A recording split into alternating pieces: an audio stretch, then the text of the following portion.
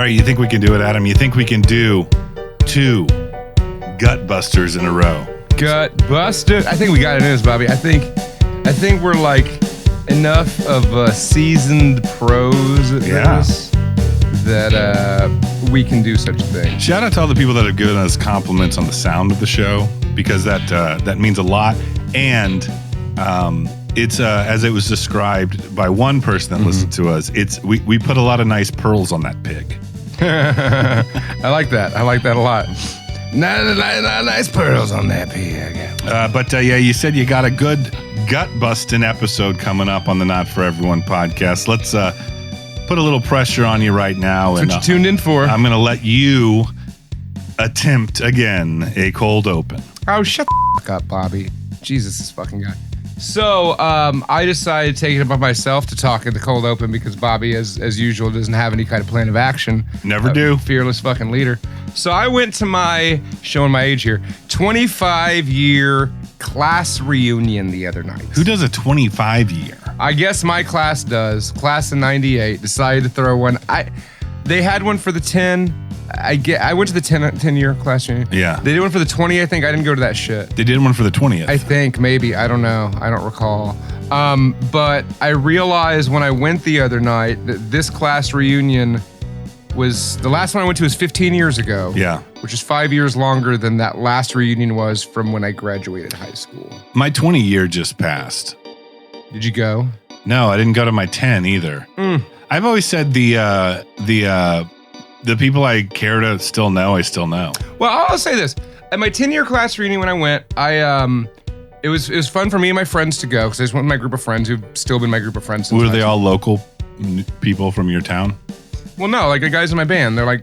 But were people coming in from out of town? Yeah, there's some people from out of town. But when I went to the 10-year class reunion, I was basically just there to make fun of people, right? Like, let's see how ridiculous these assholes that looked in high school. See, you told me about a high school reunion a few years ago that you became friends with the boy you bullied. I did become friends. That was going to be the next point, was at that last... His name is Simple Austin. I never bullied that man.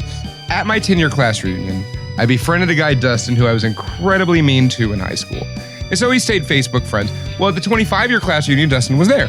And so it was great to hang out with him. What? Have you hung out with him between the 2 reunions where you guys rekindled a friendship? We've chatted on Facebook in the last 15 years, but that might be. Does he have any spooky stories to share? I'll ask him. Can you call him right now? No.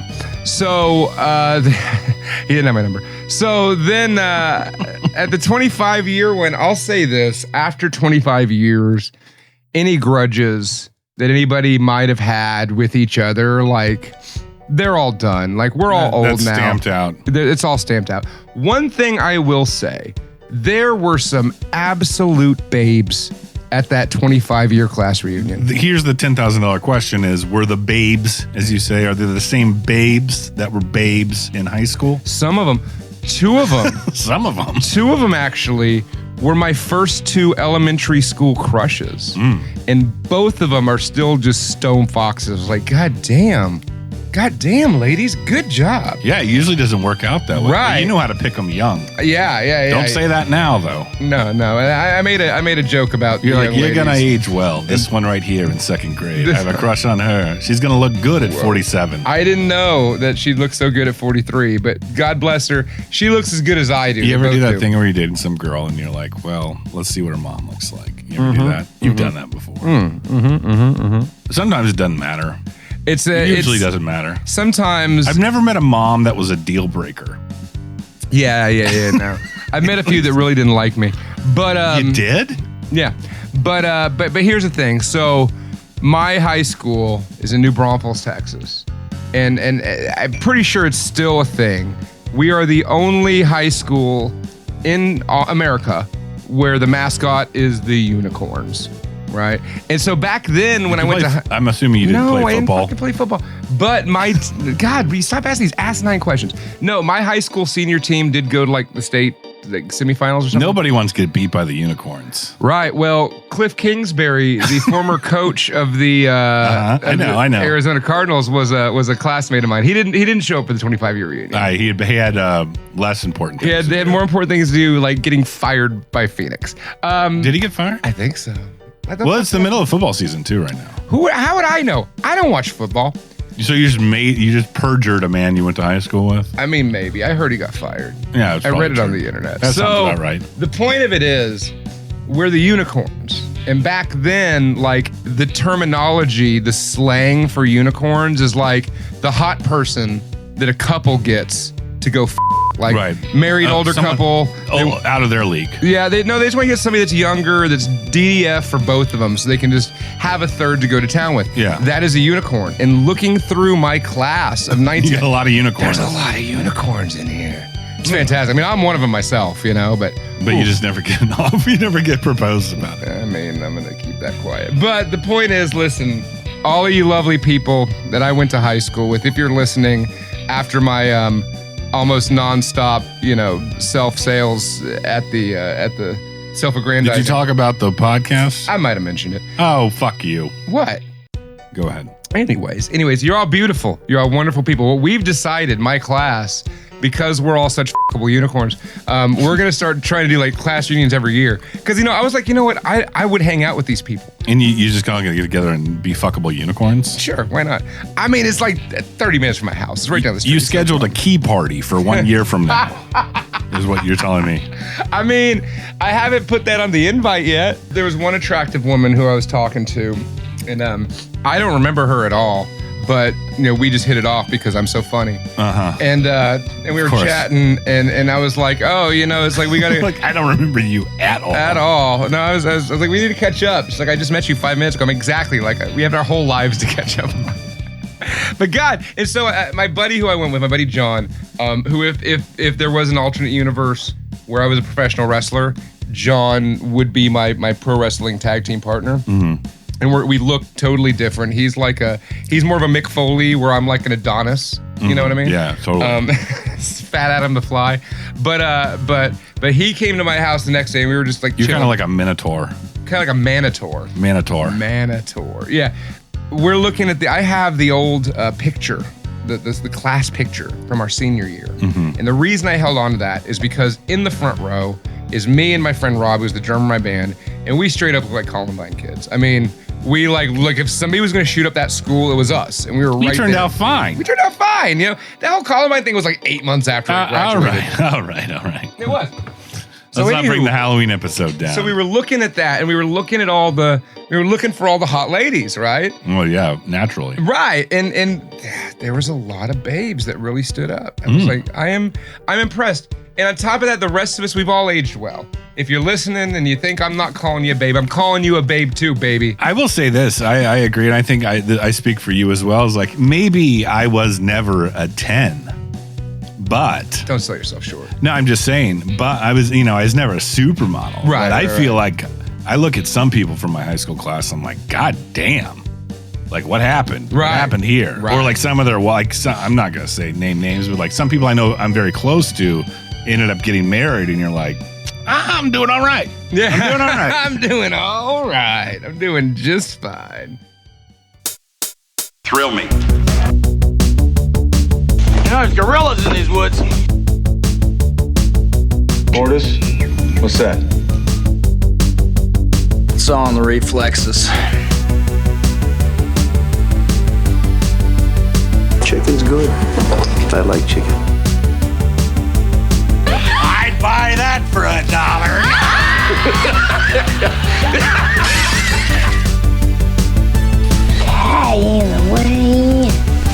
In the wind. Oh, wait.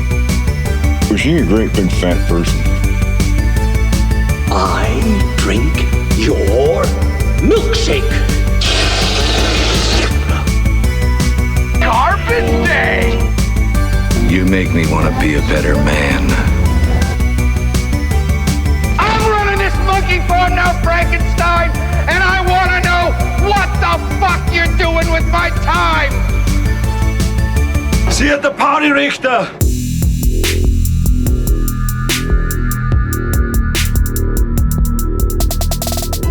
So I got to ask, just let me real quick, this gal that you didn't know at the high school reunion. Tantalizing and titillating. Did you end up talking to her after the event? Yeah, I got everybody's Facebook. Facebook. I'm talking to everybody. We're old, dude. We're in our 40s. That's how we... Facebook is what my parents are on. What the fuck? Okay, Bobby. Judge me then, millennial. Are you sharing like now? We share a lot of funny Trump memes. is in league with Jesus Christ, and you're passing that shit around. Hold on. Hold that knot. I need a spit bag. That's what Facebook is for people that think that Trump is in league with Jesus Christ himself. That's the entire brand. I would say a lot of people from my hometown they think Trump is in league with Jesus Christ. Well, when I mentioned, I hope it's true. My band and the shtick of my band, they were a tad bit mortified, which is good. This is what we're going for. Hey, subversiveness makes us all unique snowflakes. You're listening to the Not for Everyone podcast. I'd call you a subversive. Sure. Kind of. Yeah. I mean, on the surface. Yeah. I'm not a shill for the man. No. Adam Von Arndt for San Marcos City Council. City Council, place 4, baby. We're infiltrating, motherfucker. This is the Not for Everyone podcast. My name's Snobby Bobby. Right in front of me is Crude Rude Dude. Snobby Bobby is definitely at least a 6.5. Yeah. I'm a solid 7, but with my charisma, I'm like a 19. I think you and I are about the same thing. It just depends on how much weight either of us have put on in the given year. We fluctuate between that 6.5 and 7, like both of us. You and I, yeah. I'm coming for you. I'm I'm at the 7 level right now. The Pork Chop Moon Man's here as well, per usual. It's the Halloween part 2, quick and dirty Halloween episode. We got a lot of great feedback on the Event Horizon. Yeah. So let's try to keep that momentum up. Keep that jism flowing. And is that a term that people use? It's a Halloween episode. We kept it simple this year, and I think it kind of makes sense too because you know that we're not in league with these people, sure. But you know those like In Search of Darkness documentaries. Yeah. Well, they're about to or already just have come out with a 90s. I have not watched any of those yet, dude. It's just background porn for people like us. Yeah, but then when I watch that, I'd be like, what is the point of our podcast if this already exists? We're not here for the hard research, I'll tell you that much. That's true. Tonight we'll be covering Wes Craven's 1991. Oh, man, this is 1991, isn't it? It's the same year as Addams Family. Absolute classic. The People Under the Stairs. Bold claim, but we'll see where we get with that a little later on this evening. Yeah, later on this evening. Yeah. But I guess now's as good a time as any to... Let's just hop right into movie recap. It's time for movie recap. Movie recap. So I watched something, Bobby. Good. I don't have a lot for you tonight. Okay, so I'm a fan of Wes Anderson. All right. He's made some good movies. We've talked about him in depth. Ad nauseum. But he's made something new. Oh, really? Something I didn't even really know about. But I just happened to stumble upon it on my Netflix streaming subscription. Oh, good. So Wes Anderson made 4 short films that are all based on Roald Dahl writings. Yes. I was about to raise my hand and say, I'm about to hate everything you're about to say, but then you said Roald Dahl. Right. So the good news is a couple good news. There's 4 episodes. 3 of them are 17 minutes long. Very short, very easy to digest. The one that's longer is like 40 minutes maybe. And honestly, it's the best one. The cast is great. You got Ben Kingsley.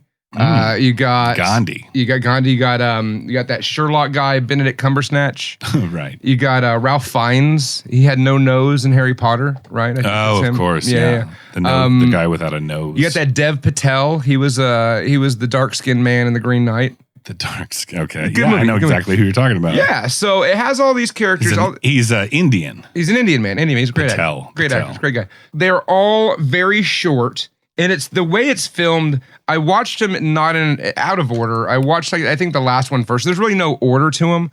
But when I watched one called The Rat Catcher, I was kind of like, what in the fuck am I watching? Right. Because I like this already. Yeah, because the way it's filmed is I read the way Wes Anderson wrote it, and he was like, look, we're talking about it. He's like, I don't want to try to rewrite Roald Dahl because the beauty of these little stories is like the narration, is the words that he uses to describe it.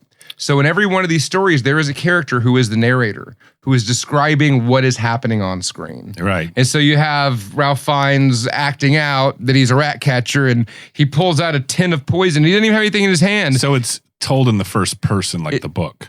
Somewhat, but it's told in the third person. Yes, it is told in the first. Third, I was It's confused. told in the first what I'm trying to person say. with a third person perspective, right? Because you can see everybody, right? Right. Well, that's that's interesting. It's really good. It's really good. And again, Now, it's are like these an hour and a half. like more deep cut Roald Dahl, or is I there guess anything so. you recognize? No, there's nothing I recognize. There was the rat catcher. He did a lot of short stories. Yeah, these are a lot of real short. There's the Swan, which is about a little boy who's bullied and almost killed. There's Poison, about a man who gets bit by a snake. And then there's the wonderful story of Henry Sugar or something. Something like that. I've And seen that one was seen the that best movie. one. It's really a great story. It's really beautifully told because we talk about Wes Anderson. It's dollhouse movies, like it all looks like a dollhouse. Right. And this was like a dollhouse in action. It's really cool. It's really cool. So on Netflix, Wes Anderson. Yeah. Roald Dahl. Roald Dahl, done by Wes Anderson. I can't think of a better match. He made the Fantastic Mr. Fox, which you refused to watch, which is an amazing piece of film. Yeah, he did do that. He did do that, which is Roald Dahl. As you know, Roald Dahl, he, I just want to say. Just say it. Just say it. Go ahead.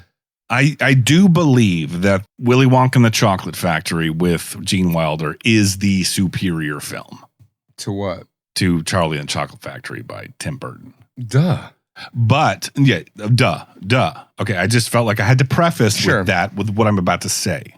But the Tim Burton Charlie and the Chocolate Factory is visually and tonally way more Accurate to the book. I like Gene Wilder's version. There was always those. Well, yeah, that's what I said. It's a better movie. His somewhat menacing demeanor. The Shining miniseries is more accurate to the book. Exactly, but it's a piece of shit compared to that fucking movie. I don't think the Tim Burton one's a piece of shit, but I just think, though the Gene Wilder one is superior, like there was all these. No, I would go so far as to say the Tim Burton one's a piece of shit. I would say that. All right, fair. I'm not going to defend it. Okay. I don't care if, Fair enough. if you think that. I'm not here to shill for Charlie and the Chocolate Factory from 2006. Don't go shilling for like 2006 Burton, okay? You're going to shill No. for like 89 Burton? I'm in. No, like Alice in Wonderland was like unfairly dismissed. That movie. Nobody liked that movie, but if you go back and watch it now, it's like a neo-gothic classic. People are going to be buying T-shirts of that. But you know what? They're motherfuckers that shit came out when they were 6 years old, and they're like old enough to drink now. So yeah, you're going to see it at Hot Topic soon. right. Saw that movie in the mall. So you with watched- a gal that didn't work You out. watched Charlie and the Chocolate Factory with Johnny Depp. No, I didn't actually. I just want to point that out because I thought, I don't think we've ever talked about that. Roald Dahl's great. I mean, didn't Spielberg make a BFG movie? The Big Fucking Giant? He did. Was it Spielberg or Scorsese? It wasn't Scorsese. Scorsese did that thing where he was doing the what's that Christmas movie What? with Tom Hanks? I think that was Scorsese too. I could be The fucking and Polar Express. the Polar Express is good. I think that's well. He was doing no. He was Polar doing Express some. was fucking Zemeckis. Okay, no. But Scorsese was doing like some kids movie. I can't think of the name of it right now. Well, it was like a animated family. The movie. BFG was Spielberg. Okay, so the BFG. Did you ever have accelerated reader tests in like elementary or middle school? Yeah. You know what I'm talking about? Tell the folks at home what that is. I don't know, but I know I did them. It was like, okay, so it was like you have this big long list of books. You gotta read them all. No, you got to like choose 5 to read in the semester. You got to take an accelerated reader test on the computer about those books. When I did it, we didn't have computers. Okay. The BFG, I just remember reading the story, and there was the one of the giant's name was like the Bone Grinder, and like the Kid Chomper. It's incredibly dark. It's incredibly dark. It's fucking crazy. It's scary as shit. It scared the fuck out I of me. would argue that like the 80s kid, aesthetic or like whatever we were exposed to is a derivative of Roald Dahl kid shit.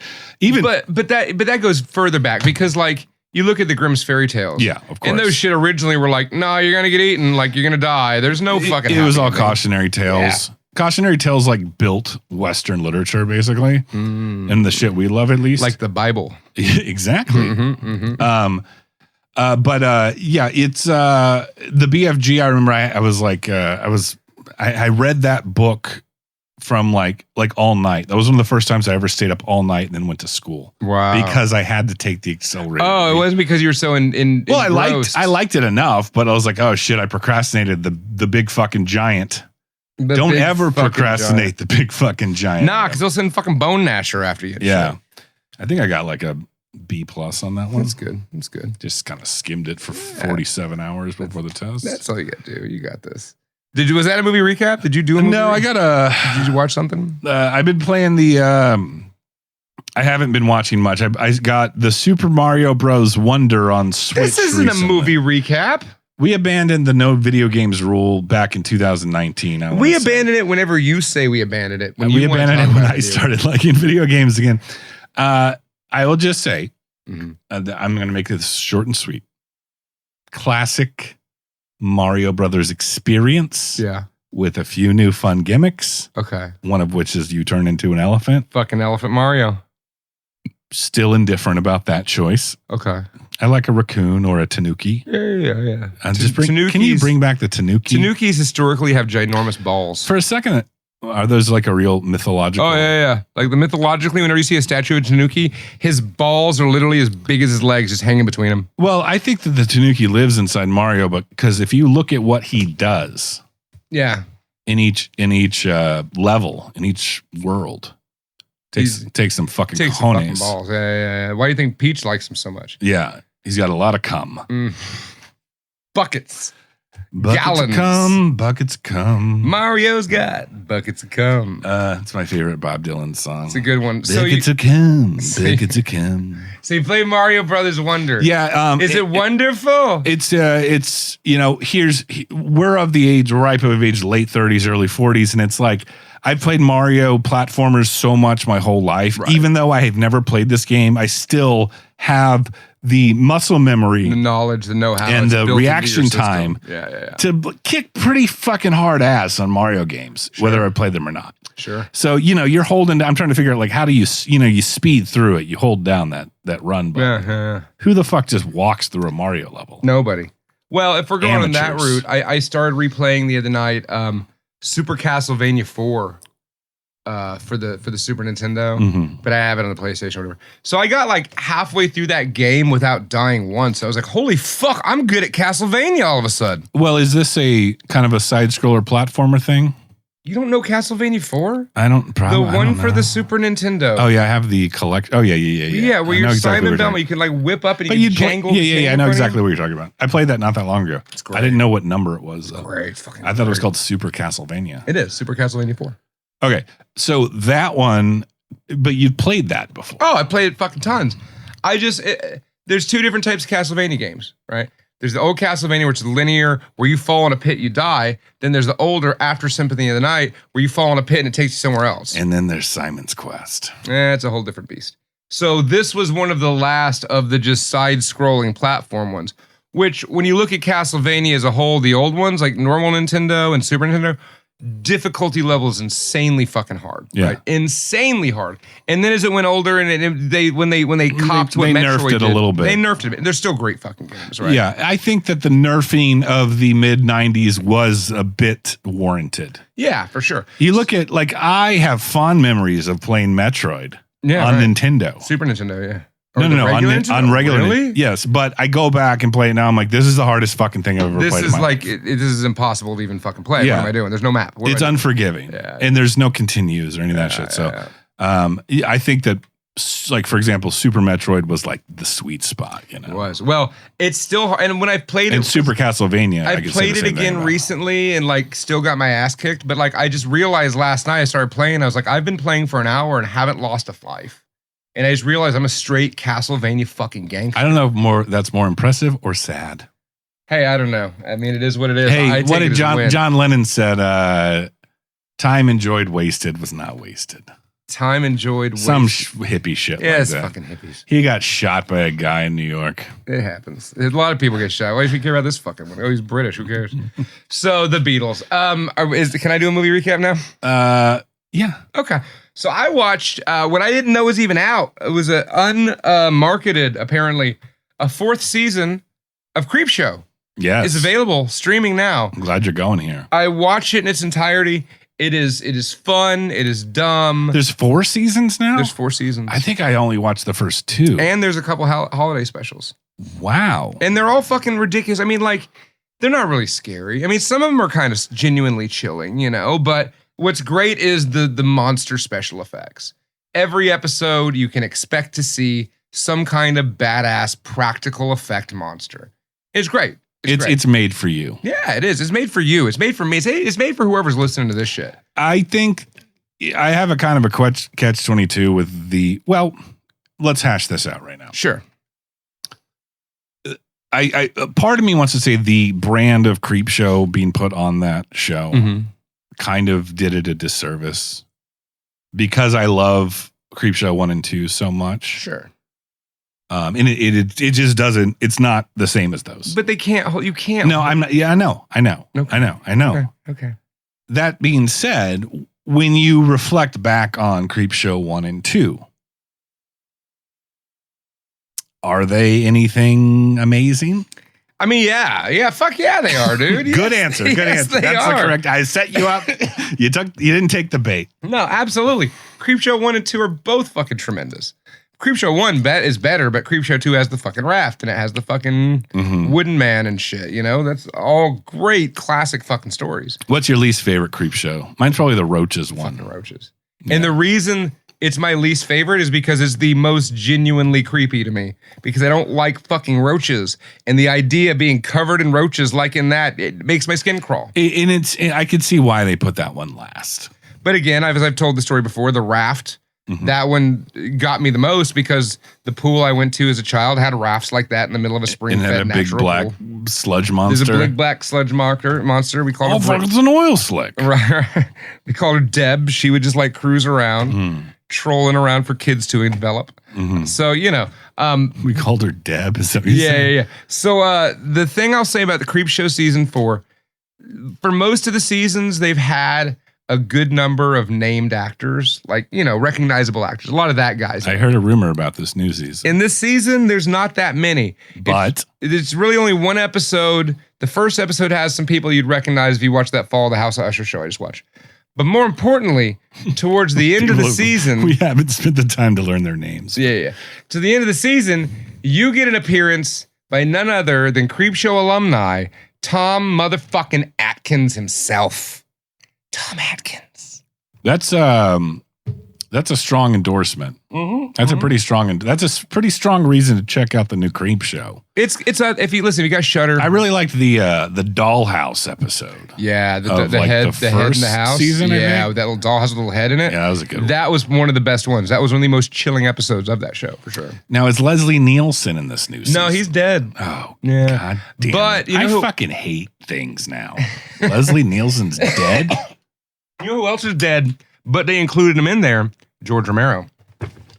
George Romero makes an appearance in Creepshow. How does that work? Adam just left to go spit. I don't have a spit bag anymore. Adam's back from spitting. They brought George Romero in a la Tupac or Ronnie James Dio with a hologram, I think. Oh, God. Or just an actor that was acting as if he was George Romero. It's a deep fake. It's probably that. No, it's a cool little issue. So this guy, this mom owns like a bookstore, and she's going out of business because the landlord's an asshole and stuff, right?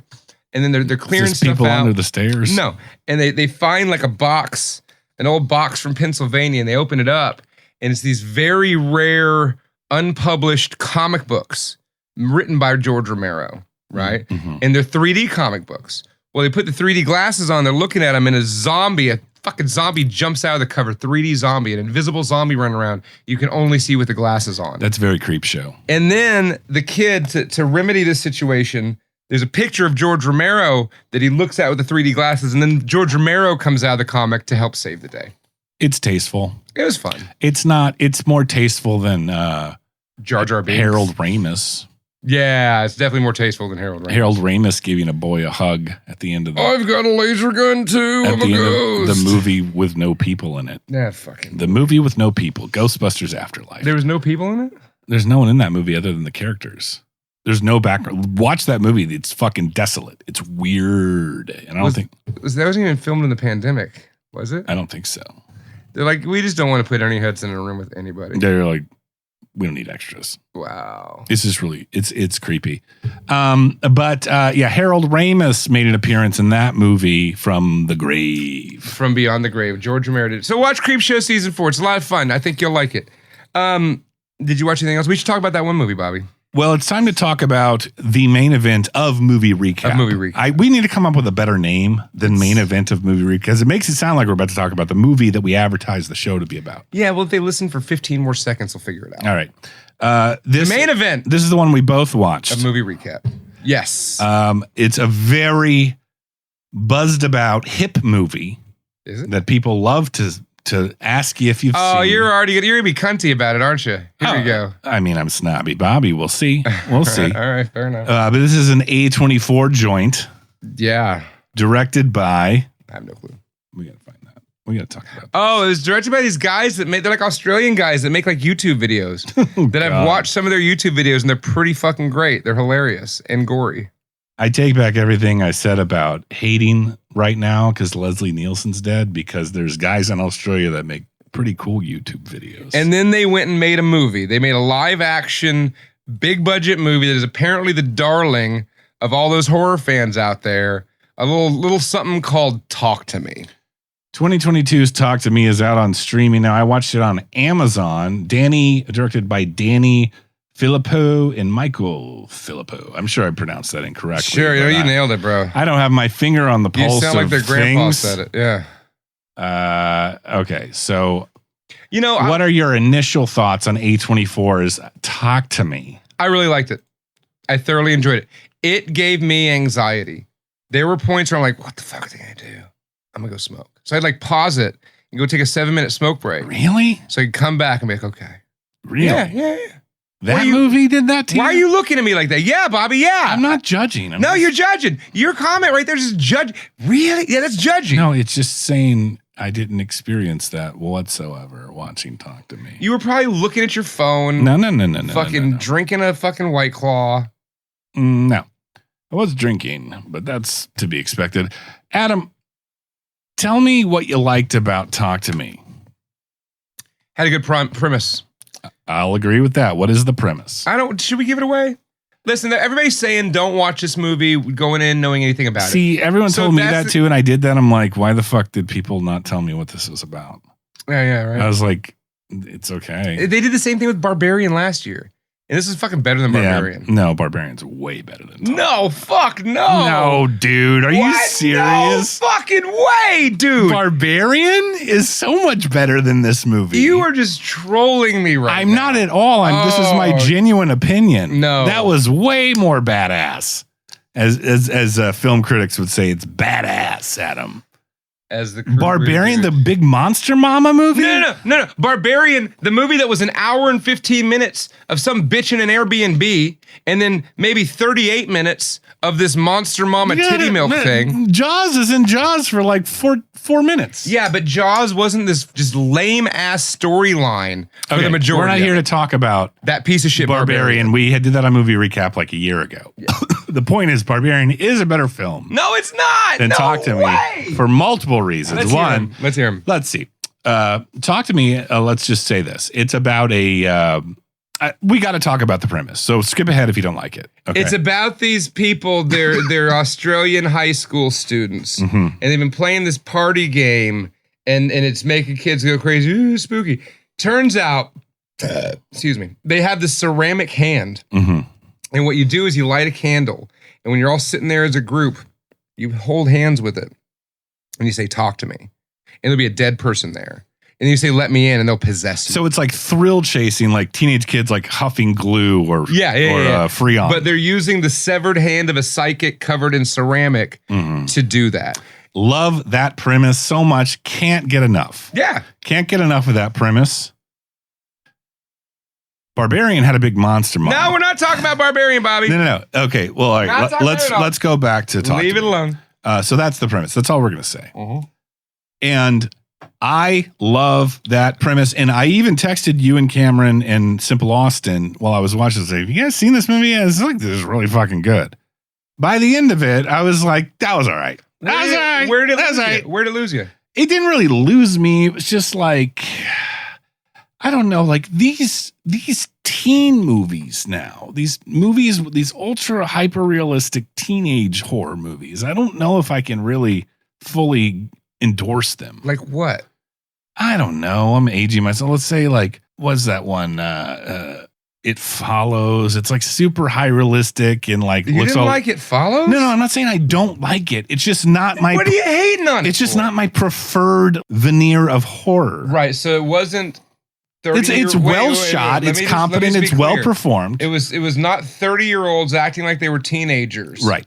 So you don't like it. I'm not saying wasn't what you're used to Adam, from the 80s. Stop being binary, Adam. I'm having a nuanced conversation about the movies for the podcast, Adam. Shut the fuck up with that voice. It's dumb. And stop doing whatever you're doing with your face. I don't like it. I don't like what you're just I'm just saying, I'm being just want to be as honest as possible. And again, I'm not saying these are bad movies. I'm saying that they're competent, they're well shot, they're well performed, and I even get the appeal to them. As far as my personal preferred cup of tea, it is not that. I want stoner teenagers getting hacked up in the woods of northern New Jersey. But see, that's what I don't understand about you, Bobby.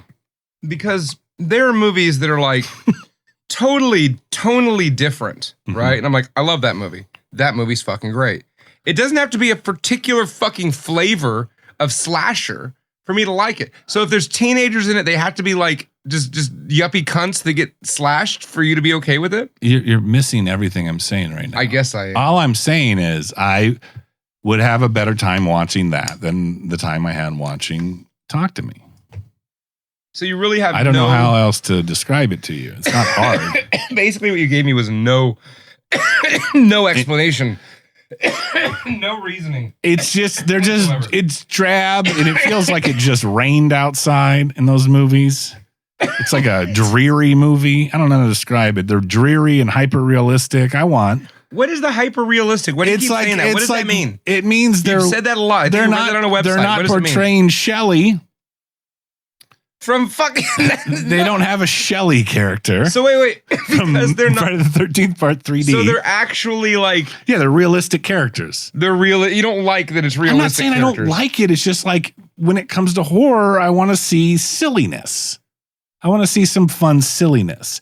And I'm not saying I didn't enjoy Talk to Me, and I'm not saying it's a bad movie. I'm just saying my personal preference as far as entertainment value goes, Adam, is Jason Takes Manhattan.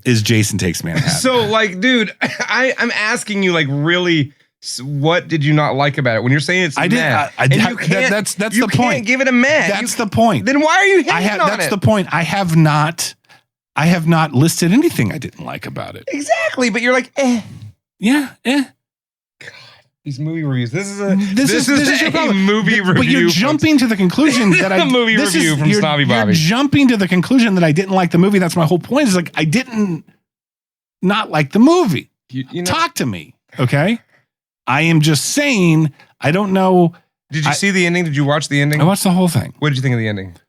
It's fine. Like, okay, all right. Oh my God! What are you here to fucking off this movie to me? Don't act like this is goddamn Mad Max Beyond Thunderdome. I just want you to give some kind of descriptive reason. Don't do that. Other than, like, you know how you yell at me for saying all you say is the movie's badass. There's not enough, Adam. There's not a real opinion. Your opinion of No, I said that's not an opinion. I said it was tonally dreary and hyper realistic, and I don't know if that's my cup of tea. But when you say hyper realistic, what I think is like realistic violence. No, you mean the characters are like real people. Right. Yes. That's hyper This realistic. is not hard.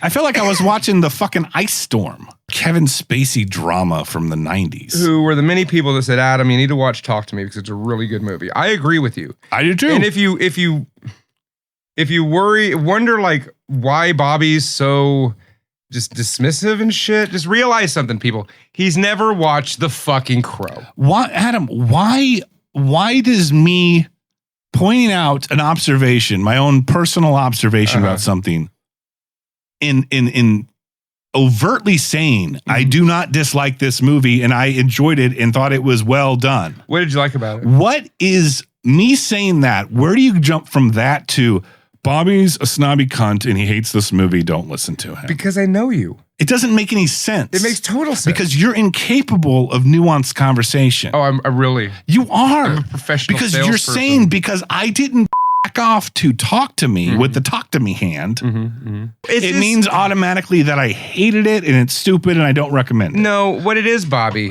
because I know you personally as a friend. Yeah. And I know that when there's like the flavor of the week that's out, you really want to poo-poo on it. And in this instance, it doesn't seem like you can find a reason to poo-poo on it or to hip check. I'm not saying the reasons I gave you are objective, valid reasons. I'm saying this is just how I feel. Okay? That's all I'm saying. This is my organic reaction to this film and this genre, Adam. That's what you can't have this is not nuanced conversation. You've said that 5 fucking times. Binary rube. The same thing 5 times in one conversation. Crude rube, it does not dude. make it a nuanced conversation, Bobby. Crude rube, dude. Yeah, okay. Yeah, it's real funny. Didn't even really rhyme. It's a good movie. I liked it. Good. I liked it. It's just not my favorite kind of horror. Dude, she like Mac and made that kid at the end. I thought you would have loved that. Yeah, that was pretty cool. Right, you fucking cunt. You're gonna watch this in a year and be like, oh, that movie's really good.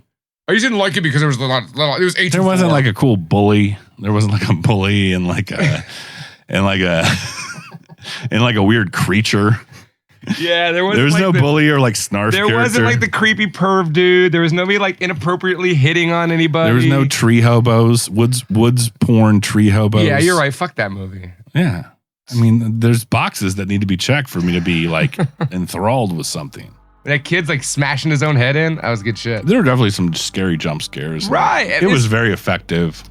I liked it a lot. I highly recommend Talk to Me. I loved it. And that was movie recap.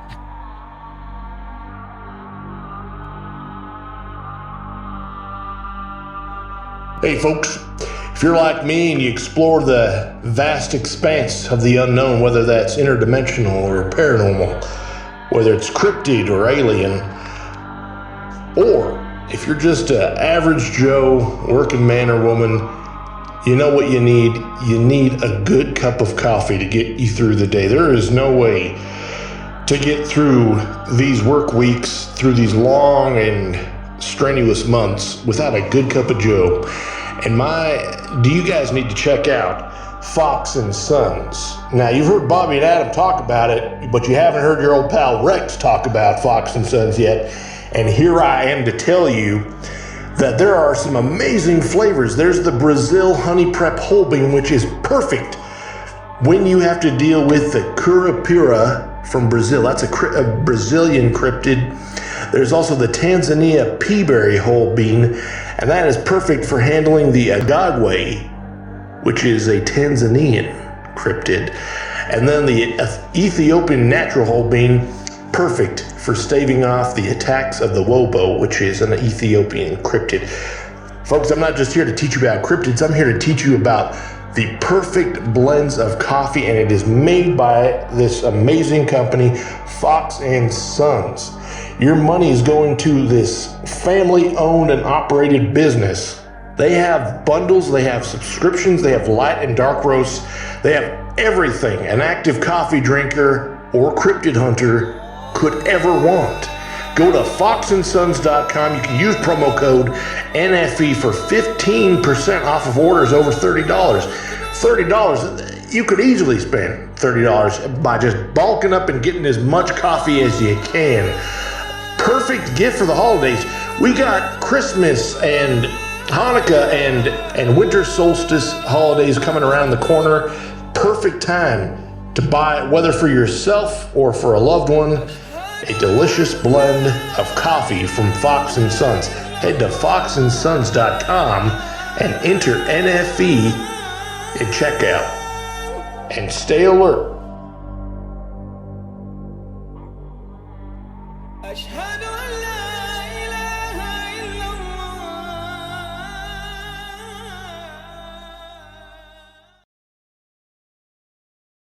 All right, Adam. 1991's. The People Under the Stairs. Indulge me for a minute. Let me set the stage Yeah. for a moment. 1991. 91. 11-year-old Adam. Really big into things like this at the time. I had seen Batman. I had seen Ghostbusters 2. I'd seen Home Alone, all in the theater. Seen The Predator. He's Vigo. Vigo. Unsung hero of the 90s, I got to say. Well, let's talk about 1991 for a second, real quick. Pop culture in review 91. Real quick lightning round. Pretty good year, honestly. Okay. Home Alone. Told you. Home Alone, motherfucker. It's a good one. Need we say more? It's a big one. Terminator 2 Judgment Day. Oof. Robin Hood Prince of Thieves with Kevin Costner. Oh, that's not Mel Brooks. That's not great. That's not a great movie. TV 60 Minutes. Roseanne. What? Roseanne. And then music, okay. Music of 1991. Metallica released their 5th album. What was the name of that? Ugh, that one that wasn't good. You like the Black Album. Everyone likes the Black Album. Britpop band Blur debuted. They went on to make the Gorillaz. This was the year of the Hammer Dance, MC Hammer. Whoa, oh. And Can't touch this. yeah, that's all I'm going to really do to set. And then the Bulls won the NBA Finals. So this was the early 90s, y'all. This was the early 90s. This was to be fair, this was the beginning of the Jordan Dynasty, phenomenon. the dynasty of the Bulls. So yeah, this time in America was ripe for a movie like The People Under the Stairs to come along. I would say that 90 to 91 does not look like the 90s. It does not look like the 80s. It literally is some sort of thing of its own. Mm-hmm. It's a very unique era. It's still the ass end of the 80s. Yes. It's still the 90s are getting their footing. Yeah. Friends hadn't come out. Friends hadn't happened yet. The 90s hadn't been defined. Not until Friends. There was no Korn, right? So we needed Korn something. was the linchpin of the 90s. And Wes Craven was the man that gave us that something in those early 90s. I mean, also, but you know what else is this time period? Twin Peaks. Yep. This is a very, very interesting time frame in American history. Now, People Under Stairs was Wes Craven directed. Yep. Wes Craven's coming off of Deadly Friend to Serpent in the Rainbow to Shocker to a TV movie called Night Visions, which I'm not familiar with, to People Under the Stairs. To the People Under the Stairs. This is like our 4th or 5th Wes Craven movie we've covered, I think. Really?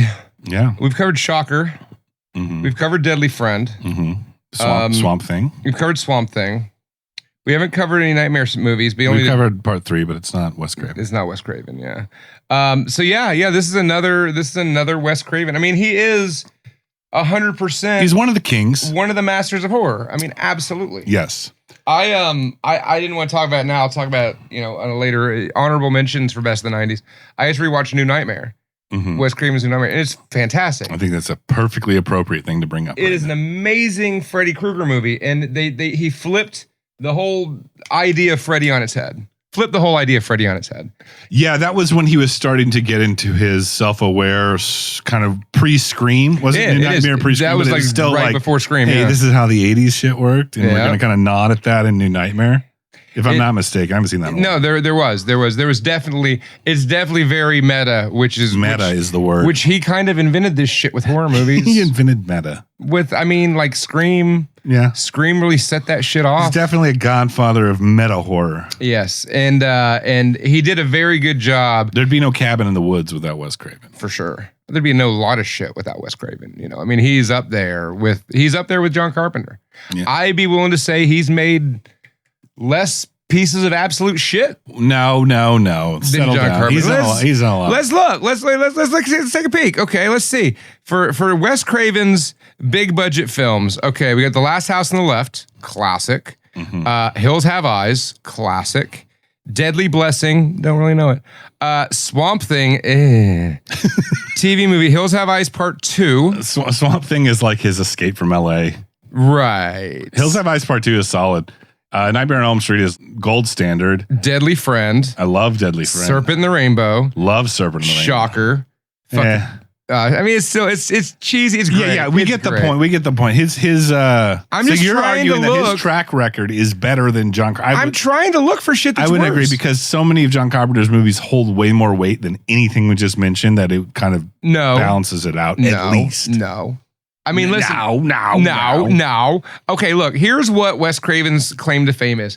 He has two that will go down in the annals of history forevermore. And Nightmare on Elm Street, Freddy Scream. fucking Krueger and Scream. Mm-hmm. And Scream's great, but it's not my thing. You know, it's not what I want to see, right? You know, if I want to see teenagers, I want to see them talking like zombie hands. That was being I'm glad slashed. you brought that up because Scream is the beginning of when I started to kind of get annoyed with 90s horror. Well, because everything after that just tried to bite that style. Everything, which is what exactly happened after Halloween came out. So, Urban Legend, I Know What You Did Last Summer. Well, here's we say that, Adam. Sure. But it's not like groups of teenagers were some new, unique thing before Scream came along. No, I know. No, that's true. What Scream did was it just reinvigorated that genre. Right. Sure. It like gave fresh blood to the slasher genre. Yeah. But what needed more fresh blood, what needed a bigger infusion in 1991? Puppets. No. Was a social satire and talking about the world we live in. Oh wow. Through film. Crude Roots dude's going into subtext. I'm going into subtext. And I'm not saying that the 80s didn't have any subtext because you definitely see that with They Live and Society and things like that. But I would say that things like Candyman and People Under the Stairs took it in a intentionally darker direction and a lot more like it's almost ham-fisted in what they were going for in People Under the Stairs. Is it? It's almost a little on the nose, a little obvious, right? Because even you're willing to talk about the subtext of this movie, but let's not blow our load. What about the subtext of like Escape from LA? I talked about the subtext of Escape. LA is full of weirdos. Is the subtext of that one. So before we get any further, we've talked about Wes Craven. Mm-hmm. Talk to me about People Under the Stairs. 2 adults and a juvenile break into a house occupied by a brother and sister and their stolen children. There, they must fight for their lives. In every neighborhood, there is one house that adults whisper about, and children cross the street to avoid. Now, Wes Craven, creator of A Nightmare on Elm Street, takes you inside. Something's in there. We gotta get out of here, Leroy. All sorts of rumors about what goes on in that house. The police never took it serious. She's been feeding that thing between the walls again. I'm very, very tense about this. There must be another way out. Can't get out. No one ever has. What goes on in this house is a sin. Your father's one sick mother, you know that? Actually, your mother's one sick mother, too. But what goes on under the stairs is a nightmare. It is time to clean house. Don't put me in there!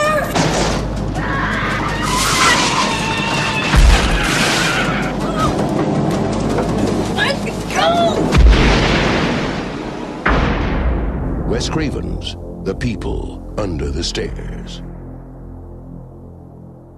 People Under the Stairs. I remember seeing this movie in the theater, and I was 11 years old. Mm-hmm. I was probably way too young to see this movie when I saw it. But I loved it. I didn't get the BDSM outfit, right? I didn't get the part of him grabbing his crotch while he's looking at a little girl. I didn't think about any of that. Mm-hmm. I didn't even really think about the subtext. No, I don't. I bet you didn't. At all. I was just like, this movie's awesome. Yeah. Well, we always had a little storage compartment under our stairs. Ooh. And I remember like... Did you keep your Harry Potters down there? I kept my Pokemans and Harry Potters and Pootie Pies down there. Pootie Pie. No, but my first memory of this movie being referenced is like my sister like peeking out of that store. It was like, it's the people under the stairs. Nice. She was an old Jewish lady at the time. Your sister was, right. Yeah. People under the stairs.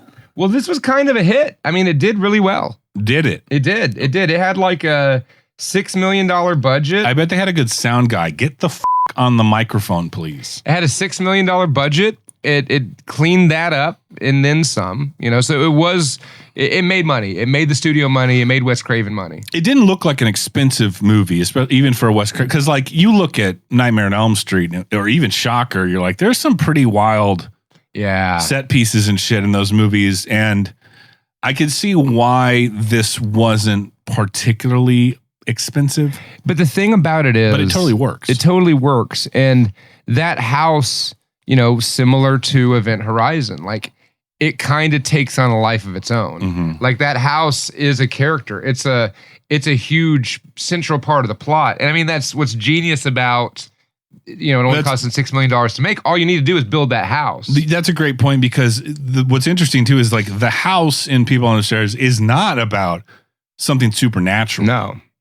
The haunting of that house is the real actual human beings. Is the live people haunting the place while they're still breathing. The live weirdo rockabilly couple haunts the house, but they are the owners of the house. The weirdo rockabilly couple we're talking about are played by Wendy Roby and Everett McGill. And they are so amazingly, deliciously over the top in this movie. Now, the reason they got cast for this role is because Wes Craven saw them as Ed and Nadine, a married couple, in Twin Peaks. Wow. So them being in Twin Peaks is what got them the cast in, because they work great together. They have great chemistry. They both look weird. Should we ring a bell every time you say something 1991 as fuck? Because that wins. That wins. So far. far. Ding, ding, ding, ding, ding. Wes Craven really liked these two from Twin Peaks and cast them in People on the Stairs. I mean, but on top of that, the kid in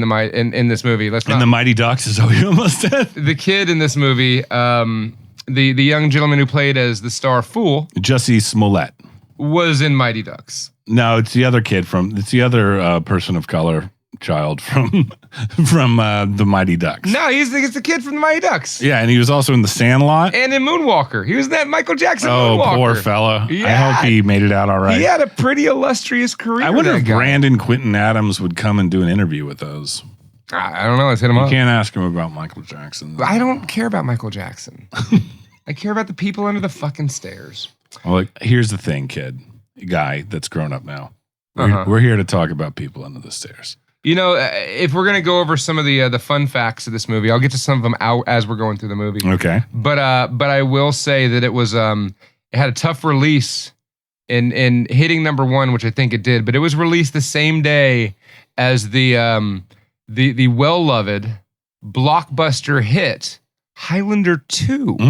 Highlander 2. Wait, Highlander 2 did better than this? No, Highlander 2 sucked. It was a goddamn bomb. I don't remember it sucking. No, oh, what, really? I don't remember it sucking. Oh, dude, no. You need to go watch Highlander 2. Highlander, anything with Highlander in the title, at least starts as a 6. Dude, have you seen... At least a C+. Have you seen Highlander 2, where they change it all up? That they're not immortals, they're fucking aliens. And Sean Connery's still there as an alien in the future on a different fucking planet, bro. It's stupid. It's real fucking stupid. Adam? So stupid that when they made Highlander 3, they're like, let's just kind of cut out all that dumb shit alien talk. Everything you just said sounds pretty awesome. It does not make... No. Go watch Highlander 2. I dare you. I fucking double dog dare you. No, watch The Crow and then watch Highlander 2. I'm going to put Highlander 2 first. No, but fucking Highlander 2... I think I have seen that, but it was like... I was just a kid, like whatever. Right, and I remember seeing it in the theater too, because I think I probably saw people. I don't think I went and saw either of them on the first day. Was it canon, Highlander 2? I don't know. We should watch that for the show. Oh, fuck. You're like, nope. So anywho, I remember watching Highlander 2 at 11 years old. I'm like, wait, I thought they were immortals. Why are they aliens? This doesn't make any sense. This is stupid. And then they fucking ignored it, and they made all Giorgio Tsoukalos. Yeah, and they made the badass Highlander TV show, and all was forgiven. They Tsoukalos the Highlander. They Tsoukalos the fuck out of Highlander. It's like, let's get that fucking Cherry of the Gods guy in here. What's his name? Eric Von Daniken. That guy. It's like Von Daniken on Highlander. Well, presume as if the Highlanders, the reason of their immortality and the lightning that would burst forth from their bodies, perhaps there was some kind of extraterrestrial activity. And electricity was the proof of a living being inside of the bodies that was released upon this direction of the head. You have to say something about technology in space. The technology in space. It was all the Highlanders. It was Sean Connery, which is his accent was really Spanish, but it was alien Spanish. You could not understand. We've really diverted from People Under the Stairs. This is the Not For Everyone podcast. Oh. I got to say, your Eric Von Daniken's like not terrible. It's not bad, right? I've never tried that before. It just came out. It's all right. Just kind of. Well, I have to do David Childress. You have to ask yourself, were these people under the stairs some kind of extraterrestrial, supernatural being that the Anunnaki and the Popol Vuh referenced? If we showed that movie to Childress and fucking Tsoukalos, no, you could Tsoukalos anything. They would Tsoukalos the fuck out of this. They would totally turn this into aliens. It's like a road trip game. Yeah. Like, how is that about aliens? Name Giorgio? anything and be like, all right, Tsoukalos it. You'd be like, I think we could do it'd that. be like, you know. You're talking about like hot dogs, man. Yeah. Because the shape of the... If you look at the manna that come down from God when the Israelites were traveling through the desert, was this some kind of hot dog manna? Yeah. So, people under the stairs. All right, we're talking about the people under the stairs. Enough of the aliens. We'll Tsoukalos this all later. Get back to us on that Deep State Rex. So, what do you want to know? Okay. What is 1991's People Under the Stairs about? So it's about this kid. His name is Fool. He lives in a very urban area, very run-down urban area. It's the kind of squalor that you would see in the streets of LA in, say, 1991. New Jack City. Yes. Well, no, that was like New York, I think. Yeah, but it was that same early 90s crack house vibe. Exactly. Total crack house vibe. What was Chris Rock's name in that movie? New Jack City? Pooh Bear or something? No, Dopey Pooh? It was something stupid. It's something like that. It was something fucking dumb. I don't remember. Pooh Bear. No, Pooh Bear was from that other shit. So anyways, Fool's name is Fool. His real name is Dexter. His name's Fool because his sister's like obsessed with the tarot. And so she just started calling him Fool, like the Fool card. There's something to that. I didn't care to try to figure it out. I'm explaining it to you. All right. And so I would be pissed at my sister if she got like all of her ghetto buddies calling me Fool. Normalize that. Yeah. So what's happening is his mom is sick. They're got to get thrown out of their house. They're like the last tenants left in the shitty, filthy, just decrepit housing tenement. And they're going to get thrown out because the landlords are assholes and want more money. So enter Fool's sister's friend, one Mr. Ving Rhames. Ving Rhames, everybody. Pre-Pulp Fiction Ving Rhames. Now, when I saw Pulp Fiction, I was like, I know that motherfucker looks familiar. And now I know why. I just realized something in your intro description to People Under the Stairs. Yeah. It's very Dickens. Is it? It's very modern urban Dickens with castle freaks. It has a lot of castle freaks. It needed more castle freaks, honestly. Dickens with Castle Freaks? That's what People Under the Stairs is. Like Castle Freak, like the one, the Stuart Gordon. Gordon. Yeah, there's castle freaks in this movie. They do not look nothing like those castle There's freaks. Rawhead Rexes in this movie. Okay, I like that. You like Rawhead I'll Rex? go with that. There's a whole gaggle of Rawhead Rexes. There's a lot of in the basement. Sammy Kerrs in this movie. So what's going on? Ving Rhames, I don't remember his name, Leroy or something like that. Yeah, it's Dickens with Rawhead Rex. So Dickens, Ving Rhames, he's like, okay, I know who your landlord is. They're slumlords. There's these real asshole couple that live down on the nicer side of town. So me and my buddy Spencer, we're going to go down there. We're going to rob this joint. We're going to rob your landlords and we're going to get you paid because they're hoarding fucking gold. Yeah. And are they ever? Are they ever? So Fool's like, what do you mean for, Fool? He's like, well, we need a kid for our scam. And so you go, okay. You act like a Boy Scout. You act like a Boy Scout. So off we go. They send Boy Scout up. Yeah. A Boy Scout selling cookies is pretty sus. Is that what he was doing? He was trying to sell delicious cookies for like cerebral palsy or something. Really? Yeah. I thought he actually had to pee. Well, he did that eventually. Oh, okay. Because she's like, I don't want any cookies. We don't eat sweets around here. Blah, blah, blah. Oh, She's right. Like, well, Okay. can I use your bathroom? And he's like holding his dick and jumping up and down. That's what he did in the 90s when he had to pee. Yeah, I mean, I still do it. You pinch, you give it a good monkey wrench and then jump up and down. A monkey wrench and a hop. You don't see that. You don't see that much anymore. I mean, well, you don't have kids. They still do it. They still do that? I think it's like natural instinct. You do the Buffalo Bill and jump up and down? Yeah. The fruit in the basket? So when he goes, you were introduced to the lovely, terrifying Wendy Roby playing Mother, or whatever that's her name in the movie is Mother. It doesn't give her a name other than that. And she is just scary as hell. If you don't know what Wendy Roby looks like, she has one eye in Twin Peaks. She's the one-eyed lady in Twin Peaks. There's a lot of, Yeah. So, but she's got red hair, a very strong face, like in terms of her features, are strong. Think about that sexual deviant couple from your local rockabilly bar. Yeah. Every rockabilly bar has one. She's like several. She's like a not as hot Sandra Bernhard.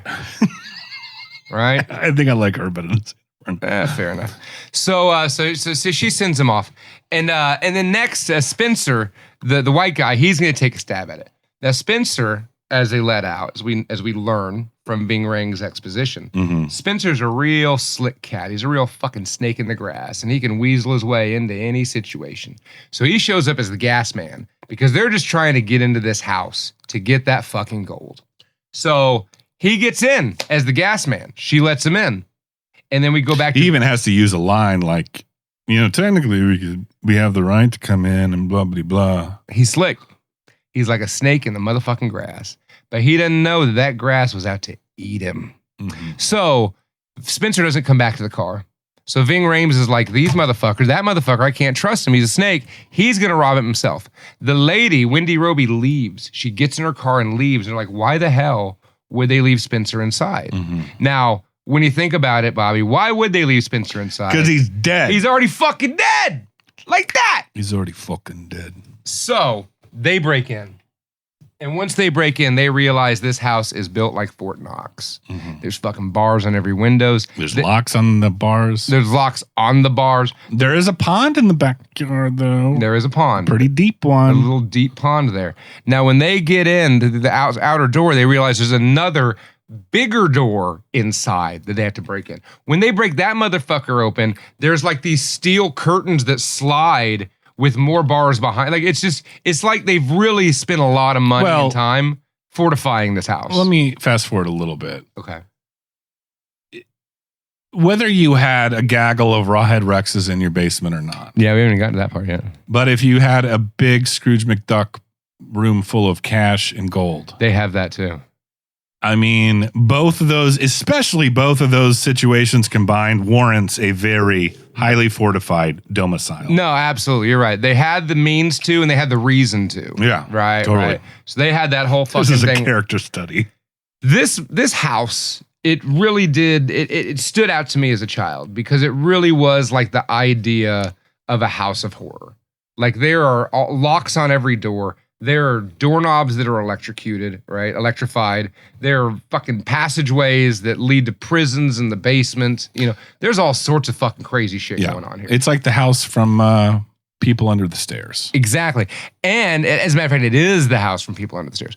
And that house used to be a funeral home too, which just adds an extra level of creepiness to it. I didn't catch that. Yes. So they get in there. There's a giant dog that attacks them. Dogs are scary. And scary dogs are scary. This dog does a great role in this movie. Oh, this dog's like fucking top-notch performance of 1991. Absolutely. I mean, I don't know if they have dog Oscars, but he should have fucking won. I think he was played by Judd Nelson. He was better than that man's best friend bullshit. Played by Judd Nelson. You did a better role in this one, Judd, than he did in the last one. So they break in. But the little black kid was Anthony Michael Hall. When they get there, they realize that there's also a girl in this house too. A young girl, a young, attractive girl played by A.J. Langer, who you might recognize as the daughter of the president in Escape from L.A. Oh, yes. She's in a bunch of stuff. She was a little older in Escape from L.A. I always had a crush on A.J. Langer. Now, apparently, when they made this movie, she was 17 years old playing a 12-year-old.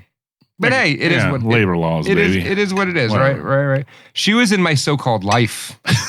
Oh, yeah, that is her. That is her. Oh, yeah, I had a big crush on her on My So-Called Life. I had a huge crush on her. I liked her better than Claire Danes or Jared Leto. That's good to know. Dude, 30 Seconds to Mars is the worst fucking band. Why are you talking about it? I just hate Jared Leto so much. You didn't, that's not what you just said. 30 Seconds to Mars is so bad. So they get in there, and it's just, again, it's a house of horrors. The people show back up, and they've got like fucking shotguns hidden behind wall panels and shit. Like, it is legit and serious. They're ready to kill motherfuckers. And I brought this up vaguely on the last episode. Something that strikes a very unique sense of anxiety in me when watching movies is it's not even a claustrophobic thing. Mm-hmm. It's like, I can't escape this area. Right. You're stuck. Whether it be Event Horizon, was in the little, it doesn't really happen, but the green thing is what brought it up last episode. Yeah. But like even like In the Mouth of Madness, when he's driving out of the town and he runs into the town again, stuff like, or Bill and Ted's Bogus Journey. You're in hell. When he's in hell in the little rafters, that kind of shit always gets to you. And this is a whole movie of that. Oh yeah. I mean, they were like this movie was made, I think, strictly to scare the pants off of small children. Yeah. I mean, there's well, I don't know, because I always kind of thought like, damn, that would be cool to have that house, maybe without the rawhead Rexes in the basement. Those are like the best part. I mean, like, does this house come with the gaggle of rawhead Rexes? Because if it doesn't, I'm not interested. Can I get these like half-ass Fulci zombies too? Do they come with it? Yeah. Yeah. They look like Fulci zombies. And they all had like Megadeth hair. At the end of the movie where it shows all the people Rawhead on the Rex stairs, hair. They all look like Megadeth. It looked like fucking Dave Mustaine in the original lineup. If you've not seen this movie, they actually don't really look like Rawhead Rex. They look more like Megadeth. They look like pale Megadeth. They look like what Dave Mustaine looks like now. Like a mummy with like beautiful long orange hair. Yeah.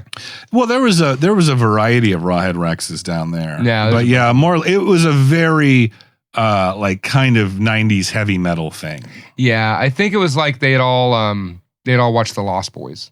Yeah. So like, we're going to be zombies, we're going to be the Lost Boys zombies. Yeah. Which is fine. Yeah, the Rawhead Rexes were I want to look like Rawhead Rex, but I still want to get laid. So let's back up. Why are there Rawhead Rexes in the basement? So as it turns out, what's really going on is there's this couple, and they are batshit fucking crazy. They're played by Everett McGill, who you might remember from getting eaten by a shark in a James Bond movie, or as Ed at the gas station from Twin Peaks, and his one-eyed wife from Twin Peaks, Nadine, right, with Wendy Roby. So it's just this couple, and they seem like the American couple. They got their daughter, but they're really cruel to their daughter. Well, it turns out they got a hot rod. They go down to the rally race. Yeah, because they're like they're like rockabilly folks. Predator rockabilly couples. They're like gimp mask. Are there any other kind of rockabilly couples? Are they all predatory? I think so. Well, I say there's a good chance. I don't know if they're going down this route. So what they're doing is they're like kidnapping people and putting them in the basement. And we don't find out the story behind it until later, right? Because what happens is Fool goes downstairs in the basement. There's all these people in the walls. He's like, what the fuck? And then he finds Spencer laying on the ground, and Spencer's hair is stark white. He sees that skull ring. Yeah, his skull ring. He's been scared to death, right? He's been scared straight to fucking death.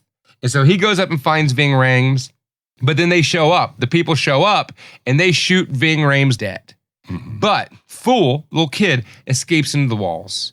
He escaped the walls. He's helped by the girl Alice. And also, like, the fact that her name is Alice. I thought you would bring that up. A very Alice in Wonderland feel to this yes.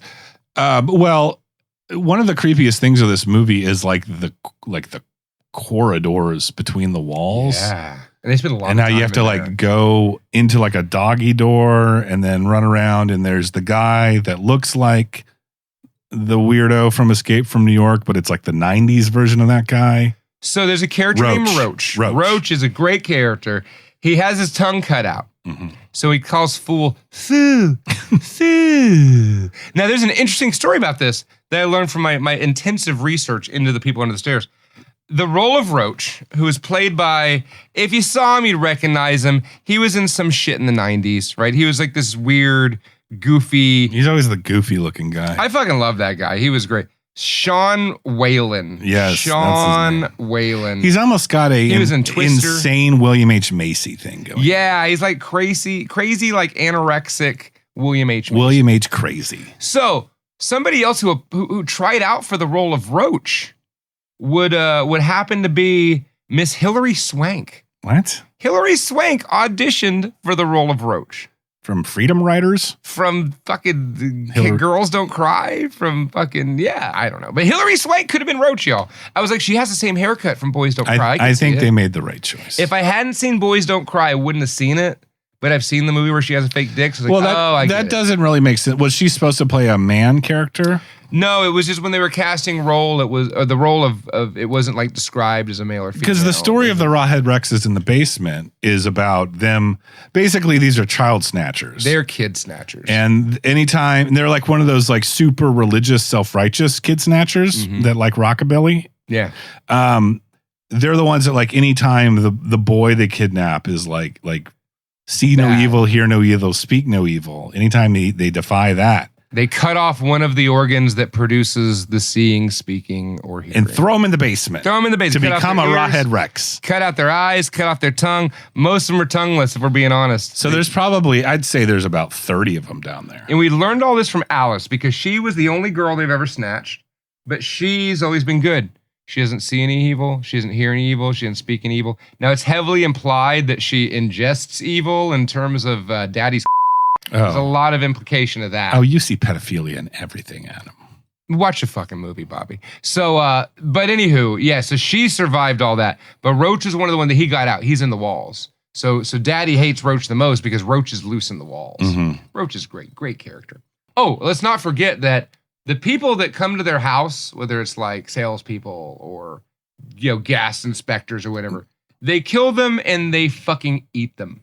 Or they feed them to the Rawhead Rexes. Yeah. Apparently they're cannibals too. Like there's a scene where he's like eating meat and he's spitting out buckshot. It's fucking great. Yeah. The implications. Let's get back to Fool's situation here. Okay. And I don't know if this was an intentional thing, but I describe this as a reverse Home Alone. Yeah. So he's trapped in there's not like traps or anything like that, but he's trapped in the house. He's a poor kid in a rich person's house trapped, whereas Home Alone is kind of the reverse of that, right? This came out the same year as Home Alone. Yeah. Wow. So I don't know if that was intentional. This was like Wes Craven's take on Home Alone. It kind of has that where the boy can't escape. You know what? If this movie was called Home Alone and the other Home Alone didn't exist, it still would fit. It still fit. Yeah, I guess. Yeah, I guess. Well, what if Home Alone was called People Under the Stairs? I don't know if that would. I mean, you can sleep on the height of bed with Fuller, Adam. He'll wet the bed under the stairs. He's drinking Pepsi and smiling. Yeah, but if you want any, someone's gonna have to barf it all up. So this. I would agree. I like to do Buzz as Buffalo Bill. That's great. This is definitely reverse Home Alone. It's kind of that. Yeah, it's kind of reverse terrifying flipperoo class struggle Home Alone. It is really. I mean, there's a lot about the subtext of the fact that it's a class struggle movie. And again, I didn't recognize these things when I was a kid. I was like, I guess landlords are just assholes. I like the idea of the landlord, the rich elite landlords being like weird sexual cannibal deviants. Yeah, I like that. And they like to scream, burn in hell! Like real life. Yeah, exactly. I mean, they're drinking baby blood and stuff. I mean, hey, listen, the people under stairs was talking about adrenochrome long before QAnon. Well, Hunter S. Thompson was too, but we can true. talk about that another time. We can talk about that in a different podcast when we cover the Fear and Loathing in Las Vegas. Yeah. So Fool and Alice and Roach are trying to make their way out of this house. Fool's ready to get out. Alice is like, no, I can't. This is my life. I can't get away from them. Fool does escape. He slides out the top window into that pool that you mentioned before in the back. It's important to mention that pool. And he escapes and he makes his way home to tell his family and everybody about the struggles that are going on.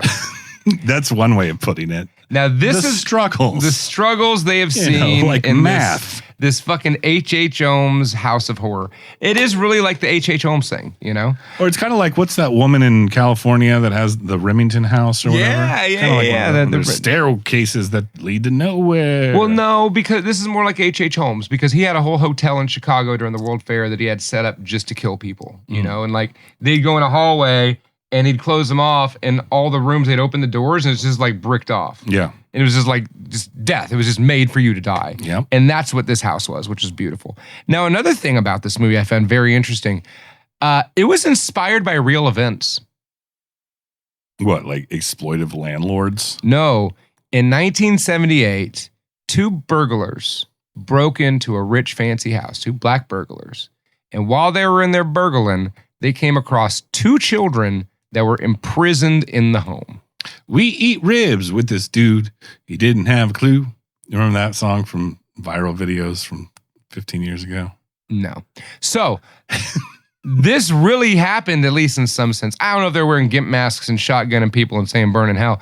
But I guess those burglars like called the police. They're like, hey, we were robbing that joint. There were some kids broken in, like just locked in there. They were like, yeah, it's even so fucked up that I'm going to, out myself as a burglar. I would just I'd burgle, right? And let the kids out and be like, hey, go to the police station. You're one of those people that like, you can commit crimes as long as you balance it out with a good deed. No, who said that? I'm just saying. Can you do that? I don't know. Huh. You should do more crimes. Maybe. I mean, I'm nice to people. I've been nice for years. I think I can do a lot of crimes. It's all about balance and duality. Balance that shit out. Well, you said something interesting back there. I think it's worth revisiting because we vaguely glazed over it. One of the, I hadn't watched this probably in maybe 10 years. And I didn't remember much about it, but the one thing I do remember about it was the gimped out BDSM man with a shotgun, which is one of the most unsettling visual things I've seen in a lot of movies. Like a leather bound masked gimp with a shotgun. I think this was my first experience of seeing anybody gimped out. Really, it was the people under the stairs. Yeah, and look at me now. Look at me now, Ma. But I mean, that kind of speaks to the fortification of and how insane these people are. Like Roach is running around and Dad or whatever his name is. Daddy's been after Roach for a while now. He's blowing shotgun blasts through the wall. He's all singing, gimped. Burn it what? Okay, I'm not here to kink shame. Yeah. Gimp shit, whatever, BDSM, whatever. But what is it about having to grab a shot? Why was it necessary for him to get in that totally gimped out outfit before doing that? Because it's just fucking creepy. Because it just looks creepy. It's fucking creepy. That's exactly. And the other thing I want to say about their roles in the movie, they play it like cartoon characters. Yeah. And it's really amazing. I mean, they're both great for that. They play it over the top. And there's an end scene where Wendy Roby's screaming, holding a knife. And it's total mommy dearest, it's scary as fuck, right? Yeah. But they play the role so over the top. It's beautiful. It's absolutely I beautiful. honestly don't think it would have really been as entertaining or appealing if they played it straight. Right. No, for sure. For sure. I mean, that was the brilliance of Wes Craven being okay, we got to make him scary, but also campy so that it's not just you could see the scenes where the cops come to the door and the mom kind of trying to play it cool. Mm-hmm. You could see a character playing that role straight in that situation. Mm-hmm. But this is still she's giving them cookies and cookies and coffee and shit, right? I don't know. There's something about that it kind of sings to your point there, but Home Alone, it's the opposite of Home Alone, Adam. This is the reverse Home Alone. It's nega Home Alone, anti-Home Alone. So one thing I got to point out is Alone Home. Homeboy finally escapes. Call it Homeboy Alone. Okay. That would actually work. That would really work. Homeboy escapes. He goes and tells his grandpa, and the grandpa tells him a story. Yeah. And he says, listen, that's the Robeson house. Those people that are living there right now, that's brother and sister. Oh. They're not married. And their family is crazy and fucked up and has been for generation upon generation upon generation. Another beautiful social commentary on our noble elites. And they incest. They own this entire fucking block, right? And there's nothing anybody can do about it. Now, when Fool broke out, he had a bunch of gold with him. He found some gold coins. And he's like, well, I'm going to go back in there and get them, and I'm going to go back and rescue Alice. So Fool makes a plan to get back in the house. Yeah, that was. I get why that was necessary for the third act of the movie to begin, but I was also like, kid, just call the cops. But he already did. He did call the cops, and the cops showed up, and they searched the place. But because it's fucking super death trap with booby traps and goddamn anything you need, and cookies and coffee is like kryptonite to a cop. Right, like you get a cookie and coffee in the hand of a cop, and they're eating out of your hand, like literally. They're like little puppy cats. You can just pet on them, and they're gonna purr. Yeah, they're gonna purr and bark all at the same time. So while the cops are there and beat up minorities, shoot dogs. While the cops are there, they Fool breaks back into the house, through the cupboard in the kitchen. What? He's in the cupboard of the kitchen. He's in the cupboard of the kitchen, and he's going back in there to wreak some havoc. I mean, there's a lot of cool shit. Like, there's trap doors. There's trap staircases.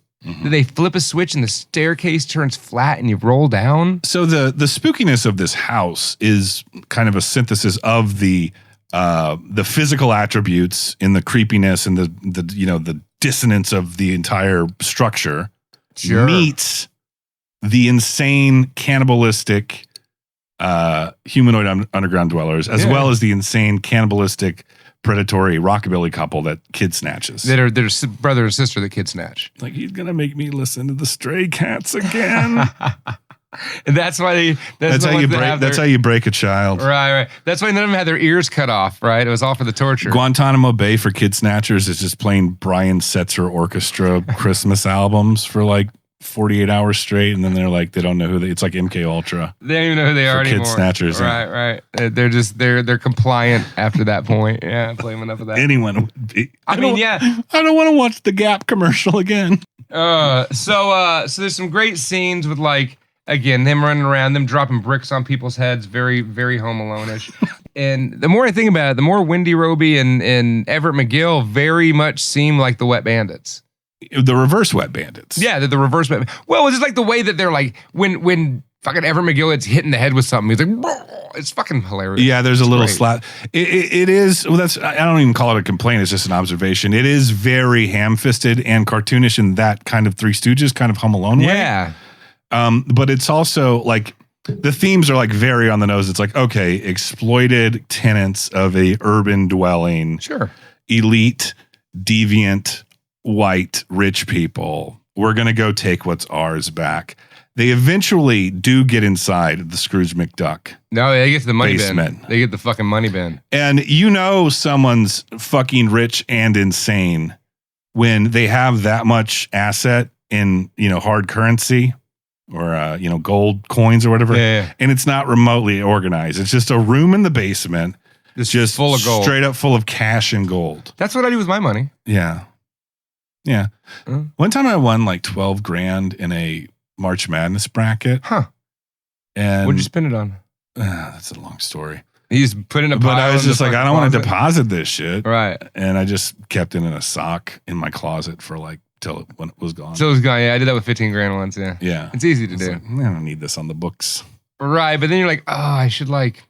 Basic, long story short, like right when I won that money, the hybrid battery on my Honda went out, and it was like $7 grand right there. Oh wow, Yeah, that was fortuitous. Yeah, whatever. Nothing's free. There goes your fucking winnings. So I mean, sure, it is kind of on the head, and maybe like that. Maybe seeing this movie at such a young, ripe age made me into the Robin Hood that I am today. Yeah, I mean, it's not annoyingly so, but it's definitely like pretty obvious. But you know what though? Like when the house explodes at the end and all the cash flies everywhere and all the people in the ghetto are just like, yeah, it's raining cash, motherfucker. It's awesome. That's great. It's fucking awesome. The Riot Rexes all walk away. It's awesome. A working class folk tale is what this is. But that's what people want to see, Like when you think they about want to see the time, downtrodden get their justice. Yeah, you want to see the rich get the comeuppance. You want to see the downtrodden get their share. And at time with 91, like we're just dealing with Reaganomics still. Like this is what people wanted to see. It resonated with the hearts and the souls of the masses, and it gave them hope where there isn't any. Exactly, where there really is no hope, but it gave them the illusion of hope, and that's all people need to hold on to. All Hollywood's there for is the illusion of hope. Any other fun facts about 1991's The People Under the Stairs? Let me see. What else do I got? So In the Universal Studio ride, a Twister. Okay. Yeah. There's like a movie showing, right? And the movie screen in the background like tears away as the tornado comes. Well, it was the movie The People Under the Stairs. Yeah, interesting. They showed it in Universal Studios. But it wasn't in the movie Twister? No, unfortunately not. This was a Universal movie because I remember the Universal logo coming up, and I looked at my wife. I said, "Don't you miss the Universal logo?" It doesn't come up anymore? I mean, I guess it does, but it's not like the early '90s one. It's not like the one back then. No, it's not like that '91. That hits very specifically. I want to own a home like that, just so I could like slide through the walls. You know, I just want to be like hanging out in the walls. I always wanted like a fire pole. Yeah, I just want like a cellar full of rawhead wrecks. I know. I want that. Who doesn't want a cellar of rawhead? I always wanted like a lazy river. Yeah. I don't even want a pool. I just want a moat around my house that you can float in. I want a moat, but I want the moat to be filled with fire. And piranhas. No, just fire and piranhas. But then you can't enjoy the recreation of the. Yeah, that's true. That's true. Maybe you keep them in a cell like Mr. Burns, and then at night you let them out, and then they into the fire. But in the daytime, it's like, well, I want to hang out in the moat. You've been listening to the Not For Everyone podcast. My name is Snobby Bobby. We're well into the Halloween season. We're doing 90s. Nothing fun. Nothing particularly unique about the theme. No. We're doing what in our considerations are the best of the 90s. It's a great theme segue because I was looking at our past like 10 episodes. They're all 90s movies, so why not? Are they? Keep it up. Yeah, it's like Waterworld, Hudson Hawk. Oh, wow. All that dumb shit. All that dumb shit. Yeah, half the dumb shit we covered. Mystery Men. It's all fucking 90s shit. Yeah. This is the 90s. We are rehashing the 90s with you here on the NFE. I'm the Pork Chop Moon Man. Porking on your chops. We got a scheduled party episode coming up for Christmas time. Yeah. The theme with the folks from Welcome to Horror. The theme this year will be We Three Kings. And that's all I'm going to say. That's all you got to say. We Three Kings. So next up, we got a choice. People, you got a choice. We can either cover Candyman or In the Mouth of Madness. What do you think, Bobby? What do you think it should be? Army of Darkness. Army of Darkness doesn't count. I think we should probably go In the Mouth of Madness because Candyman is, I'm not saying it's similar, but it's similar themes as People Under the Stairs. So let's flip it up a little That's fine. Let's flip it up. We're going to go with In the Mouth of Madness. Another Sam Neill classic. We're going, this year's theme is Sam Neill, urban horror. Sam Neill, urban horror. I love it. I fucking love it. We'll do Possession and then Vampire in Brooklyn. I don't know if Possession was in the 90s. Or what about Bones with Snoop Dogg? Yeah. Why don't we do Dracula, the Gary Oldman Dracula? Maybe. That's a good one. The movie's kind of boring.